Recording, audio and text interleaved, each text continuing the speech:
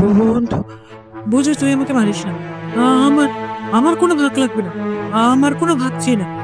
তবু তবু তুই আমাকে মারিস না, আমাকে ছেড়ে দে, আমাকে মারিস না। কি করে ছেড়ে দেই তোকে? আজ আজ তো তোকে মরতেই হবে।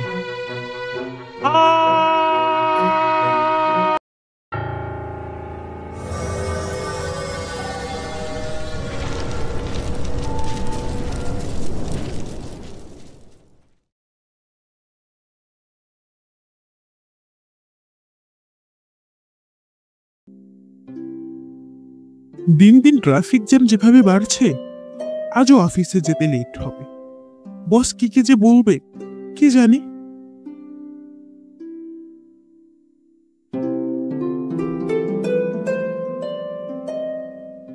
কি সাথী, ঈশান এখনো আসেনি?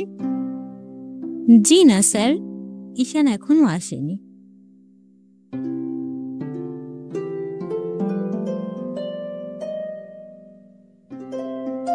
কি ঈশান, এত লেট? তুমি কি সবসময় এই টাইমেই আসো? আসো আমার রুমে আসো। এসেই বসের সাথে দেখা, আজ কপালটাই খারাপ। কি যে বলবে কি জানি। May I come in sir? Yes come. আসো, ভিতরে আসো। মাসের শেষের দিক, এখন অনেক কাজের চাপ। এই ফাইলগুলো আজকের মধ্যেই কমপ্লিট চাই। স্যার, এখানে তো অনেকগুলো ফাইল, আর একদিনে কিভাবে সম্ভব? আমি অত শত বুঝি না, কাল সকালে কমপ্লিট চাই। দরকার হলে ওভারটাইম করো। কিন্তু স্যার। কোনো কিন্তু না, এটাই শেষ কথা। ফাইলগুলো নিয়ে টেবিলে ফিরলাম। এত কাজের চাপ, বাবা রে বাবা। তোমাদের তো আমার পরিচয়ই দেওয়া হয়নি। আমি ঈশান, এই কোম্পানির একটা ছোটখাটো পদে আছি। টুকিটাকি সব কাজ আমার দায়িত্বেই পড়ে। যে যেভাবে পারে আমার উপর কাজ দিয়ে চলে যায়। আমার পরিবার বলতে আমি আর আমার আম্মা ছাড়া আর কেউ নেই। কি ঈশান, কাজ কত দূর? সব কাজ কমপ্লিট করেই কিন্তু বাসায় যেও। সকালেই কিন্তু আমার ফাইলগুলো লাগবে। আর আমি এখন বের হচ্ছি। কি ঈশান, বাসায় যাবি না? না রে, আরো 1 ঘন্টার কাজ আছে। কাজ শেষ করে তারপর যাব। সবাই অফিস থেকে বের হয়ে গেছে। পুরো অফিসে আমি আর ওই একখানা দারোয়ান, এছাড়া আর কেউ নেই। আমি কাজে মন দিলাম। কাজ করতে করতে কখন যে সময় পেরিয়ে গেছে বুঝতেই পারি। যখন ঘড়ির দিকে তাকালাম, তখন ঘড়ির কাঁটা 12টা ছুঁই ছুঁই। আমি কাজ শেষ করে দ্রুত বেরিয়ে পড়লাম। রাস্তা একদম ফাঁকা, রাস্তায় কোনো মানুষ নেই। শুধু পাশ থেকে বেরিয়ে যাচ্ছে 2-1টা প্রাইভেট কার। বাস স্টপে পৌঁছে দেখি একটি লোক বসে আছে। আমি তাকে জিজ্ঞাসা করলাম, ভাই, লাস্ট বাস কখন আসবে?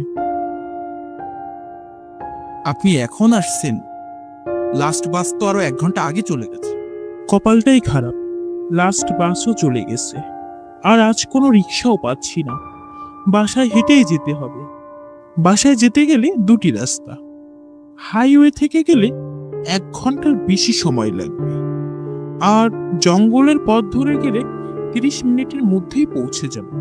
মা বাসায় চিন্তা করছে, তাড়াতাড়ি বাসায় পৌঁছাতে হবে। আর কিছু ভাবার নেই, শর্টকাট নিতেই হবে। আমি জঙ্গলের পথ ধরে রওনা দিলাম। কিছু দূর যেতেই গাটা যেন কেমন ভার ভার লাগছে। হঠাৎ মনে হলো জঙ্গলের ভেতর থেকে কেউ আমাকে ডাকছে। পেছনের দিকে তাকিয়ে দেখি কেউ নেই। তাহলে এমন কেন মনে হলো কেউ আমাকে পিছন থেকে ডাকছে? তখনই হঠাৎ একটা ঠান্ডা হাওয়া যেন আমার শরীর ভেদ করে বেরিয়ে গেল, আর কানে ভেসে আসলো এক বুক ফাটা আর্তনাদ। আমি যখনই জঙ্গলের দিক দেখতে যাব, তখনই হঠাৎ ফোনটা বেজে উঠল। কিরে ঈশান, রাত কয়টা বাজে? এখনো বাসায় আসছিস না কেন? ও আম্মা, অফিসে অনেক কাজ ছিল, আমি পথে আছি, এখনই আসছি। বাসায় এসে ফ্রেশ হওয়ার জন্য বাথরুমে গেলাম। ফ্রেশ হচ্ছিলাম, হঠাৎ চোখ গেল আয়নার দিকে। আর চোখে চোখে কে পড়লো? এ এ আমি কি দেখলাম? আমার পেছনে কি দাঁড়িয়ে আছে? তার উজ্জ্বল লাল চোখ। আঁতকে উঠলাম, ভয় শ্বাস বন্ধ হয়ে যাচ্ছে। সাহস করে পেছনের দিকে ফিরলাম, আর দেখলাম পেছনে তো কেউ নেই। এটা আমি কি দেখলাম? পেছনে তো কেউই নেই। শরীর হয়তো বা ক্লান্ত, হয়তো ভুল দেখেছি। খাওয়া দাওয়া শেষ করে ঘুমাতে গেলাম। সারা দিনের ক্লান্ত শরীর, বিছানায় শুতেই ঘুমে চোখটা লেগে গেল।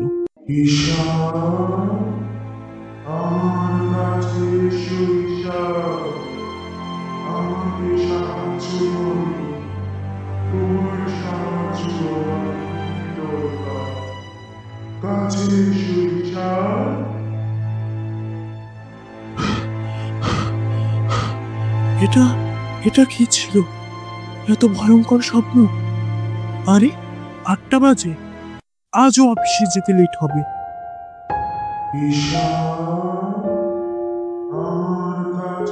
কি ঈশান, কাজে মন নেই যে? কি ভাবছো এত? কাজে মন দাও। এসব কি হচ্ছে আমার সাথে? আর এই আওয়াজ কেন শুধু আমার কানে বাজছে? কি আছে ওই জঙ্গলে? আজ অফিস শেষে আমি ওই জঙ্গলে যাব, আমার জানতেই হবে কি আছে ওই জঙ্গল। রাতে যখন জঙ্গলে পৌঁছালাম, আবার সেই আওয়াজ আমার কানে ভেসে আসছে। ভয়ের স্পন্দন বেড়ে গেল, তবু সাহস করে এগিয়ে গেলাম ওই শব্দে। হঠাৎ গাছের পিছন থেকে বেরিয়ে এলো এক ভয়ানক চেহারা, যা দেখে আমার শরীরের সব লোম দাঁড়িয়ে গেল। এক আত্মা, এক মৃতদেহ, এক পিশাচ। শরীর পচে মনে করছে, চোখ অগ্নিশিখার মতো জল জল করছে। কে তুমি? কি চাও আমার কাছে? ঈশান, তুমি এসেছো? আমাকে সাহায্য করো ঈশান, আমাকে সাহায্য করো। কে তুমি? কে চাও আমার কাছে? আমার কাছে আসবে না। হঠাৎ এক তীব্র আলোর ঝলকানিতে আমার চোখ যেন ঝলসে গেল। আর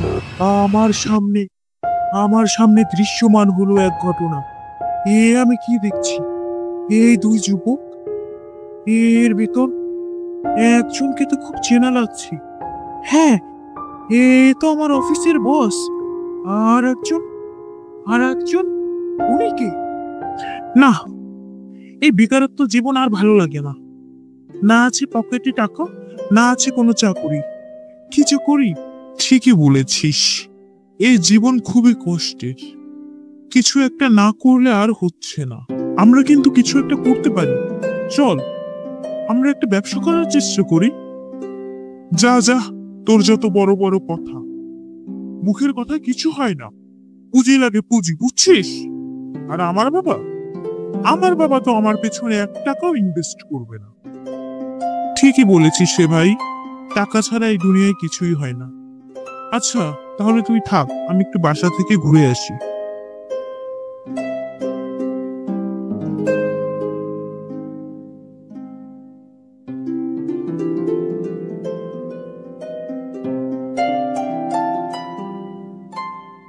সজীব, দেখে যা, দেখ ভর্তি টাকা।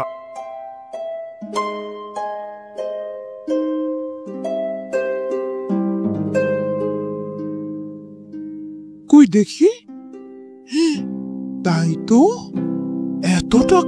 এতগুলো টাকা। কার না কার টাকা যেন পড়ে গেছে। আমাদের উচিত এই টাকাগুলো ফিরিয়ে দেওয়া। চল দেখি এর ভেতরে কোনো প্রমাণ আছে কিনা। কার টাকা? রে, তোর মাথা নষ্ট নাকি? কিছুক্ষণ আগেও ভাবছিলাম যে টাকার জন্য আমরা ব্যবসা করতে পারছি না, আমাদের জীবনটা অতিষ্ঠিত হয়ে গেছে। আর এখন যখন টাকা সামনে এসেছে আর তুই এসব কথা বলছিস, এটা এ সৃষ্টিকর্তার নিয়ামত মনে কর। সৃষ্টিকর্তা আমাদেরকে দিয়েছে। তাহলে কি ভাবছিস তুই? কি করতে চাচ্ছিস? কি করবি বল? চল তাহলে আমরা টাকাগুলো ভাগ করে নিই। ভাগ করে নিয়ে আমরা ব্যবসা শুরু করি।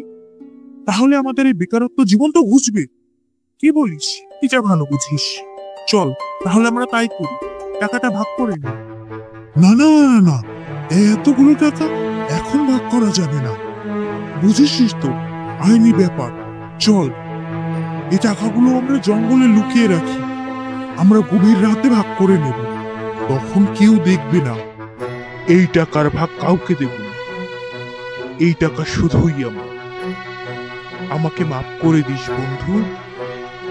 এই টাকার জন্য আজ তোকে মরতেই হবে।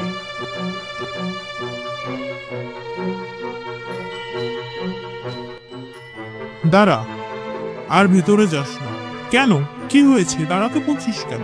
তুই আর ভেতরে যে কি করবি? কি বলিস তুই? ওইখানে যাব না? তুই তো বললি রাতে টাকা ভাগ করে নেব দুজনে। কিন্তু ওই টাকার ভাগ তো আমি তোকে দেব না। ওই টাকা শুধুই আমার। কিন্তু এই টাকাটা তো আমি পেয়েছি। এটাই তো প্রবলেম, টাকাটা তুই পেয়েছিস। এটা তুই কি করছিস?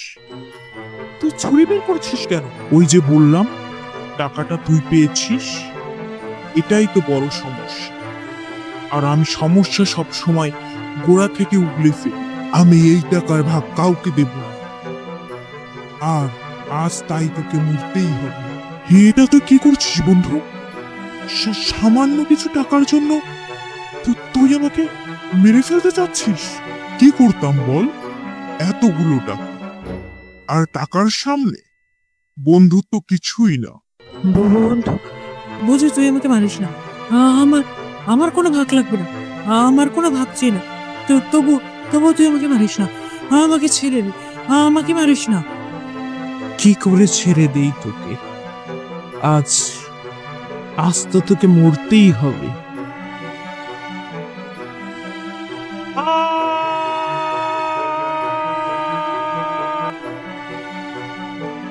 এরপর আমার চোখের সামনে সব নিস্তব্ধ হয়ে গেল, সব স্বাভাবিক হয়ে গেল। এটা আমি কি দেখলাম? আমার অফিসের বস যে একটা খুনি, এটা আমি কল্পনাও করতে পারিনি কখনো। তোমার অফিসের বসই একটা খুনি।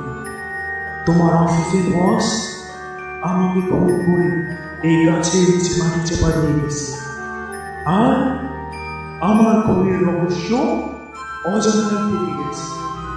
আমি আমার খুনের বিচার চাই। আমি তোমার কাছে সাহায্য চাই ঈশান। তুমি আমার খুনের বিচার পেতে সাহায্য করো আমাকে। হ্যাঁ, আমি তোমাকে সাহায্য করব, অবশ্যই সাহায্য করব। Hello, police station. এরপর পুলিশ এসে ওই গাছের নিচে একটি কঙ্কাল পায়।